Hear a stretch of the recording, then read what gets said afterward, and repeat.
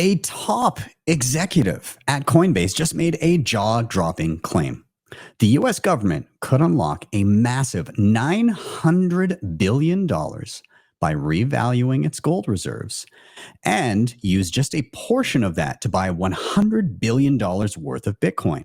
At current prices, that equates to 1.04 million Bitcoin, perfectly in line with the proposed Bitcoin Act from Senator Lummis. Ignore slippage. I know what you're thinking, and no, this isn't some Moonboy Twitter post. This information is coming directly from Sebastian B., president of Coinbase Asset Management. He says this move wouldn't add to the national deficit, wouldn't cost taxpayers a dime, and would give the U.S. a sizable strategic Bitcoin reserve almost overnight. So with that, let's take a look at exactly what he had to say in this clip here, which I'm pulling up right now. Let's take a quick little listen. So let me walk you through it very quickly. So today, because of law, the U.S. government still values gold that it holds in Fort Knox at $42 and change, right?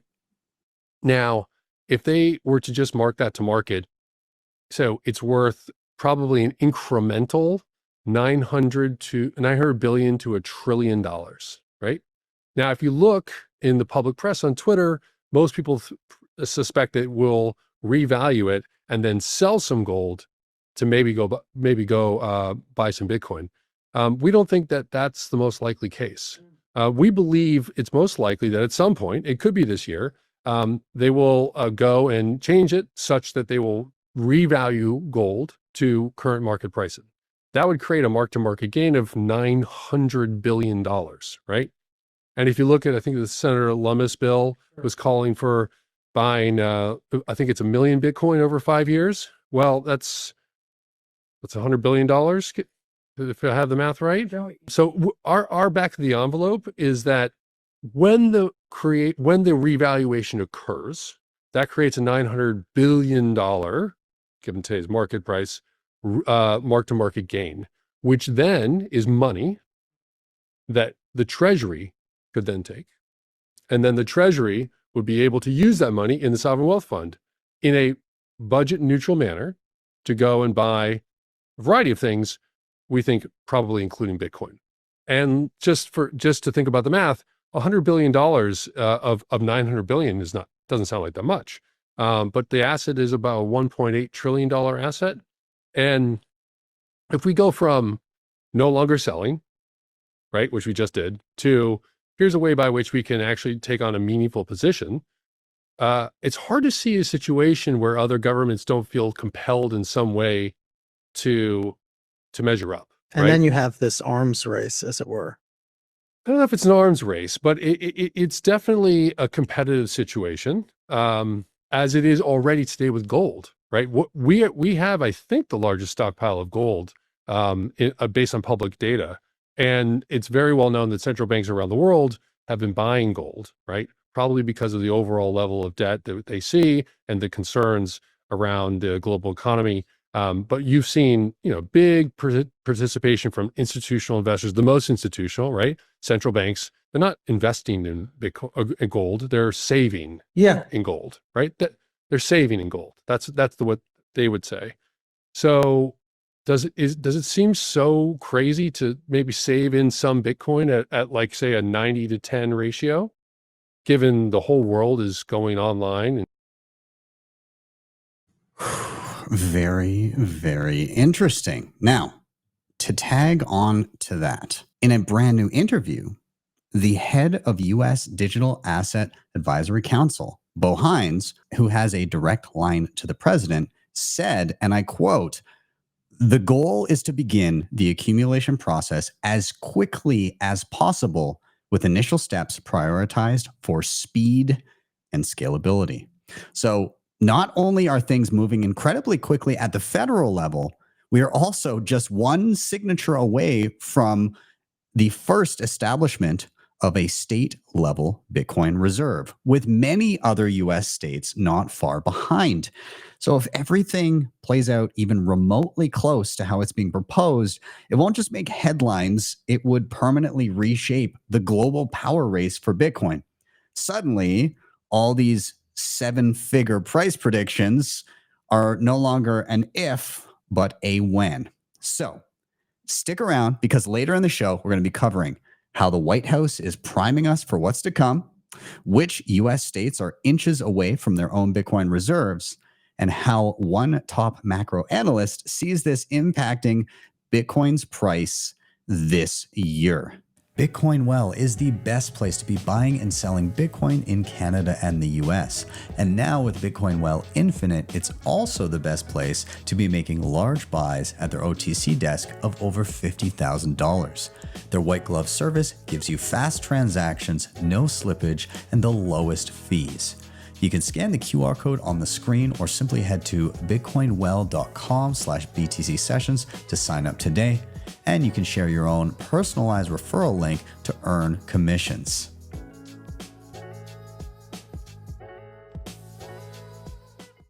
I mentioned Bo Hines, and so this is an article over here on BitBo. So let's dive in just a little bit to it. So again, he's a White House advisor and the head of the U.S. Digital Asset Advisory Council. Again, it's supporting a budget-neutral acquisition plan.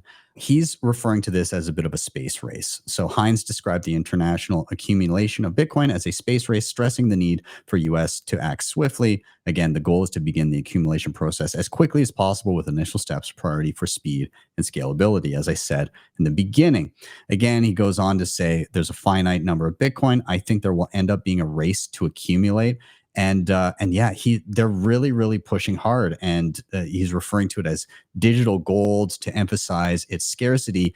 He's not the only one making these references and comparisons to gold and commodities. And so what I wanted to bring up here is a recent interview from Bitcoin Magazine with Commerce Secretary Howard Lutnick, and how he's talking about Bitcoin and gold. Let's just take a quick listen, and then and maybe Nathan, I'll get your hot take on how he's chatting about it. Something you've never seen the United States of America embrace something and then they're turn their back on it later. That's never happened. Yeah. So now you've turned that page. You're in the positive world of America, and I think what's going to happen is Bitcoin will become more and more part of the just ordinary talking. People can hold it as assets. They'll trade it like a stock. There's no difference from it, maybe, but it's not really a stock. It's more a commodity. You know, I believe, like the way you talk about it, is what is Bitcoin like? It's like gold. To me, it's a commodity. Why? There's only so much of it, right? And it's like gold. Now, gold trades anywhere. No one stops me from buying this ring when I want to buy the ring of gold, right? So gold trades everywhere. Exchanges, okay. If you want to be an exchange, you can be an exchange. But if you want to buy and sell gold, you can buy and sell gold. Right. So I think you should be able to buy and sell Bitcoin. It's a commodity. It should be treated like a commodity. It should be treated like oil. It should be treated like gold. It's intellectually correct. I know people have all sorts of things to say about it, but in the end, it's not a currency. It's a commodity. And once you embrace the concept of a commodity, you'll see how beautiful that is and how that fits into almost every thoughtful box, right? No one stops someone from selling oil from one person to another. No one should stop someone from selling Bitcoin from one person to another, using Bitcoin, however they want to do it. You want to put it on an exchange? Fine, call it a commodity exchange. But let's understand that Bitcoin, if it's treated like a commodity, is the freedom that we all who are watching this podcast, we all look for. Understood. So Nathan, hot takes, Bitcoin, not a currency. What are your thoughts there? I saw you maybe cringing a little bit. You know what? Yes, but at the same time, it's like, I guess you're kind of just being a gracious loser at this point, because it appears to me that the U.S. government has completely given up on battling on the store of value front. There's a blatant admission in there that, like, okay, yeah, your dollars, they don't hold value, but we still need them for medium of exchange, guys. They're retreating, they're backing off, they're going to another sector, they're going to try and live to fight another day, and now they're going to go after medium of exchange and currency. And I don't really know what more you could possibly want from a currency, especially something like, if you're using it on Lightning, like, there's no way that you can't think of this thing as money, right? Even on main chain, especially with fees right now, guys, it's money. It's a currency. It's being used as a currency. I use it as a currency, but I can see which way they're kind of setting up the next battle, right? They're going to treat it as a commodity. It's just a savings. It's just like gold. No, this isn't just like gold. This isn't a dumb rock. This is the future, this is the future global currency for the world, neutral asset. Like it or not, you're going to bend the knee to the medium exchange aspect as well too. That time is coming. And then the next one on the list is we're going after unit of account. Yeah, honestly, it's all of these narratives that I cringe at. I think I'm now leaning into treating them as Trojan horse narratives. It's, as you said, it's bending the knee to one tiny aspect, thinking it's not going to go it's not going to go all the way. It's going all the way in a world where legal tender laws become unenforceable because, I mean, even look in countries where they've got a garbage currency. What do? They use something better, and it's just like a black market for the US dollar on the streets. What happens when that becomes accessible to everyone? Instant, it's digital, you can use it everywhere, and people around the globe accept it. You're just going to use the better money. To your point, even on the Trojan horse aspect, like you're absolutely right. I mean, sometimes we get pushback or people upset, and like rightfully so, about like institutions and governments coming into Bitcoin. But how did you think we were going to sneak through the gate, right? There's just one admission after another, inch by inch. We're going to keep pushing forward, and there's no stopping this train, Ben. There's no stopping this train. Don't make me tap the sign. Speaking of everything that we've been talking about in terms of government adoption and strategic reserves, on the state level, Arizona, they've passed their Bitcoin reserve bill, and it's basically awaiting a single signature to be signed into law. And so the Arizona legislature pushes for state Bitcoin reserve. They approved a pair of bills Monday that could pave the way to create the country's first state Bitcoin reserve. The fate of the bills, which mimic President Donald Trump's moves on a national level, it's now in the hands of Democratic government Katie Hobbs. The pair of bills, both led by Republicans and passed largely along partisan lines through the House and Senate, would allow the state to invest up to 10% of its public funds in digital assets like Bitcoin. According to a 2023 audit, Arizona holds more than $30 billion in state-managed assets. If Hobbs signs them into law, Arizona will become the first state to have its own, it says cryptocurrency, but we know what it's going to be, Bitcoin reserve. If Hobbs uses her veto power, the bills are dead. Can you imagine? Can you imagine her vetoing this bill at this point? Like what a slap in the face. Do you think what do you think would do you think there'd be major pushback there? Like, oh, I think so. I think if anything, Trump's recent election or recent-ish election showed the power of the Bitcoin voting bloc and how we can definitely throw support or throw some shade at you if need be as well too. This is not a group of people you want to pick a fight with. Not only are they principled and active and very invested in this actually succeeding, but they're increasingly having more purchasing power to fund the things that they want as well too. Now, Arizona isn't the only one. Also, North Carolina Reserve Bill just passed all the committees. And what that means is that they are now on to a House vote. So according to the official site, the House passed North Carolina's Digital Asset Investment Act, or House Bill 92, on its third reading on April 30th with a vote of 71 to 44. So quite a lot of support. The investment bill is now headed towards the Senate for approval or rejection before it can be passed to legislation. So just in general, taking an overview of all of the states that have initiatives, you can see Arizona up top here is the closest. It's just waiting on that single signature to be passed into law. You have you have North Carolina, New Hampshire, and Texas just one step behind them. And then you've got a whole load of states that are currently on the Committee 1 section here. So basically it has to be introduced, go to a committee, voted on, Committee 2, go to a vote, and then signed into law by the senator. So, a bunch on their way. Like this is a lot of states that have introduced them. There are some that have died. The one I was most surprised about was Wyoming. Yeah, like that's wild that it got killed on.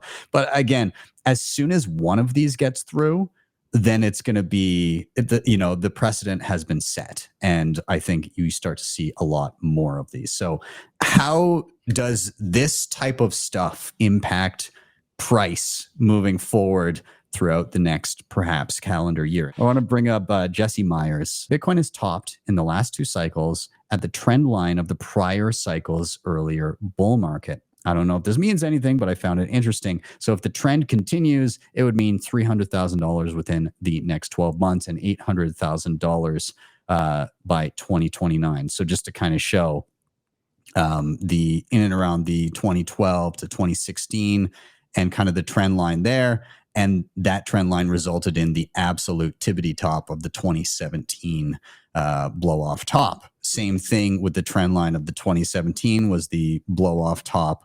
Well, we didn't really get a blow off top, but what it was the top of the 2021 rally. And so this is kind of roughly where it would coincide somewhere on this line if that held up. Does that hold up? I have no idea, but it is in line with what Pantera Capital was saying. He was projecting, again, 745,000. So that kind of falls in that trend line there as it's going up. But both these men would be considered incredibly bearish by our recent guest on the show, Adam Back, who thinks that this cycle we could surpass the market cap of gold. That's like 1.1 million per coin. We were on there with all the guests sorting it out, and yeah, we had James Check, and we were kind of working it out. Yeah, around 1.1 million per coin if we surpassed the gold market cap. Bitcoin Well is the best place to be buying and selling Bitcoin in Canada and the US. And now with Bitcoin Well Infinite, it's also the best place to be making large buys at their OTC desk of over $50,000.